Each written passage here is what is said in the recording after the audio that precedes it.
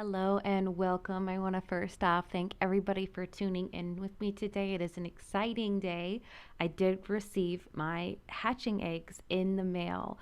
And so this video is kind of going to be just how I go through the process of hatching these eggs. This is the first time I have done it. I have done a lot of research though, so I am excited to see if it all pans out. And before we even begin, I kind of wanted to touch base on the fact that you guys, when you are buying hatching eggs in the mail, there is instantly going to be a lower success rate.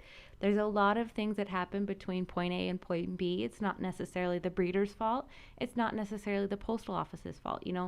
I always go through life with the belief that people are doing their best. And so I went with it, buying hatching eggs with that same mentality. So this breeder did an amazing job of sending me tips and tricks in the mail to kind of help me with my success rate, along with all the things that I had learned and researched. And then she packaged it very well. One of the tips that the breeder did send along to me was that you need to be asking your breeder questions. How old are the eggs that are being shipped before they even get in the mail? So my breeder, it's our Fuzzy Butt Farm. She only ships 2-day or less old eggs, and that's really important to have them because you don't know how long it's going to be before you actually get them in the incubator. So finding a breeder that ships very fresh eggs is so important. And then I'll ask them how they're going to ship it. And so this is how she ships hers. She has found this is the best way to ensure that no eggs get cracked, because really they will be shaken up. I know it's not necessarily on purpose. It's just going to be something in the travel process that they do end up being a little shook up. So this variety that I purchased is called an opal leg bar, and again, I got it from our Fuzzy Butt Farm. There aren't very many breeders that offer hatching eggs with this specific color variety of leg bar. They just have beautiful coloring, and I'm excited to hatch these out. This is such a beautiful egg. It's going to be a mint colored egg. All right, so after you get it all unpacked, you will want to let them rest for 24 hours. Now, being patient is very important because during the shipping process, as previously mentioned, they will be shook up. And so doing this allows them to rest, and any air bubbles or detached air cells might have a chance to settle. Now, I have been collecting eggs over the course of the week, so I've been storing them at a temperature of 55 degrees with 60% humidity just to ensure a good hatchability. So I will put those in there, again, air sac up or air cell up, which is basically going to be the blunt end. So when you're looking at an egg, there's a pointy end and a blunt end. You put the blunt end up and let them rest for 24 hours. All right, so this next step is not mandatory. It might even be a little bit controversial. So I'm going to be washing any eggs that have a little bit of dirt on them. And please, I am not complaining in the bit because Erica actually did send along a lot of extra eggs for me, which is great. And I just wanted to improve the viability of this because everything I've read and everything I've seen is that a dirty egg probably isn't going to incubate as good as a clean egg.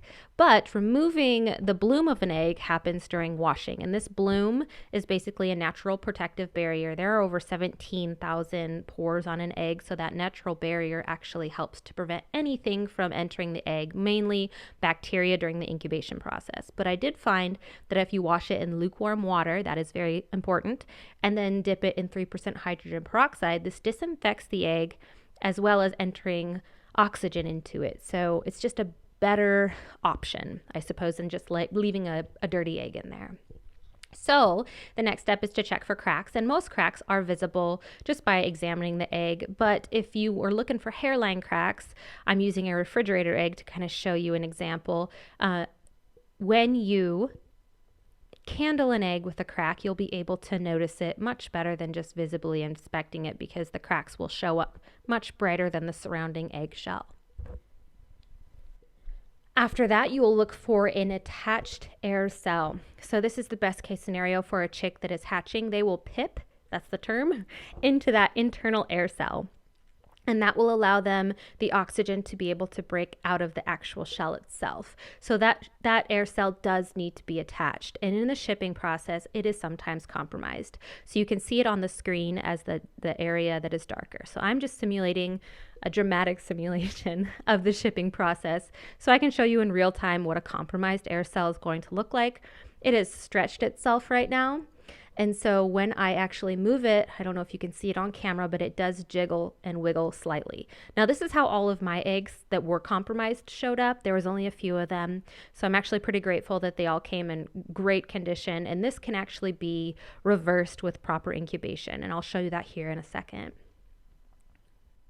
All right, more simulation of the shipping process. Again, dramatic, but necessary to show you how these air cells can become compromised. So this one, again, same scenario. It is slightly elongated. The wiggling and jiggling has increased, and then it actually moves slightly now. More dramatic simulation. And here is an air cell that is further compromised to the point that it has actually physically detached from the inner membrane. So when you turn the egg with a detached air cell in this state, you're going to see it move with you. And this is going to be, again, something that hopefully can be fixed with proper incubation, but for now, it has actually become detached to the point where it is moving freely at the bottom of the egg. It doesn't move to the top yet, but this next simulation will be worst case scenario. And this is when the air cell actually moves freely throughout the entire egg. Now, it's going to be pretty hard from everything that I've seen in the examples that I've followed for a chick to be able to hatch from this type of scenario. But again, if you incubate properly, you have a better chance of having a viable chick make its way out of the shell. So I'm going to show you that here in a second, to where you can incubate best practice. And again, you're going to want to set up your incubator, let it sit for 12 to 24 hours, and follow the instructions on your incubator. I know one size doesn't fit all with all these incubators that are out there, so follow the instructions on your incubator. If you'll notice here, I have all of my eggs, my barnyard mixes, and then any of the eggs that were sent that had an attached air cell, I put them in the normal automatic egg turner. So they're going to incubate just like any of my other eggs would. I've cleaned any ones that were dirty, checked for cracks, and then the ones with the detached air cells are going to go. These are actually my son's socks.